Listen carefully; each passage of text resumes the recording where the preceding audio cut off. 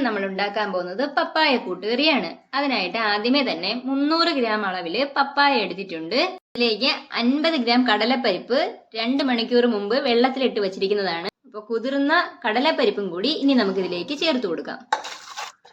ഇനി ഇതിലേക്ക് 1/4 ടീസ്പൂൺ മഞ്ഞൾപ്പൊടി കൂടെ ചേർത്ത് കൊടുക്കാം. 1 ടീസ്പൂൺ കാശ്മീരി മുളക് പൊടിയും കൂടെ ചേർത്ത് കൊടുത്തിട്ടുണ്ട്. സാധാരണ മുളക് പൊടിയാണെങ്കിൽ 3/4 ടീസ്പൂൺ മതിയാകും. ഇനി ഇതിന് ആവശ്യത്തിന് ഉപ്പും കൂടി ചേർത്ത് കൊടുക്കാം. നല്ലപോലെ മിക്സ് ചെയ്തിട്ട് കുറച്ചുകൂടി വെള്ളം ഒഴിച്ചു കൊടുക്കാം. അടച്ചു വെച്ച് 3 വിസിൽ കേൾപ്പിക്കണം. ഈ സമയം നമുക്ക് കൂട്ട് തയ്യാറാക്കാം. അതിനായിട്ട് ആദ്യമേ തന്നെ 1 കപ്പ് നിറയെ തേങ്ങ എടുത്തിട്ടുണ്ട്. അതിലേക്ക് 1/2 ടീസ്പൂൺ ചെറിയ ജീരകവും കൂടെ ചേർത്ത് കൊടുത്തിട്ടുണ്ട്. വെള്ളം ചേർത്ത് നല്ലപോലെ അരച്ചെടുത്തിട്ട് വരണം.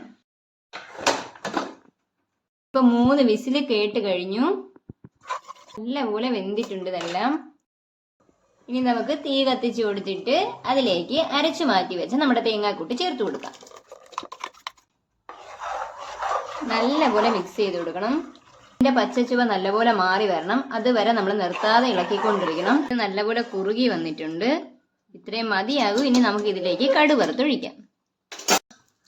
ചട്ടി ചൂടാക്കിയിട്ട് അതിലേക്ക് കുറച്ച് എണ്ണ ഒഴിച്ചു കൊടുക്കാം.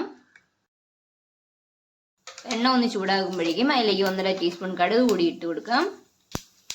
കടുക് പൊട്ടുമ്പോഴേക്കും അതിലേക്ക് വറ്റൽമുളകും കറിവേപ്പിലയും കൂടി ചേർത്ത് കൊടുക്കാം. ഇനി ഇതിലേക്ക് നമുക്ക് കുറച്ച് തേങ്ങയും കൂടെ ഈ സമയം ചേർത്ത് കൊടുക്കണം. ഇനി ഇത് നല്ലപോലെ മൂപ്പിച്ചിട്ട് നമ്മുടെ കറിയിലേക്ക് ഒഴിച്ചു കൊടുക്കണം. ഇത്രയും ആവുമ്പോഴേക്കും നമുക്ക് ഇനി അതെടുത്ത് കറിയിലേക്ക് തട്ടിക്കൊടുക്കാം.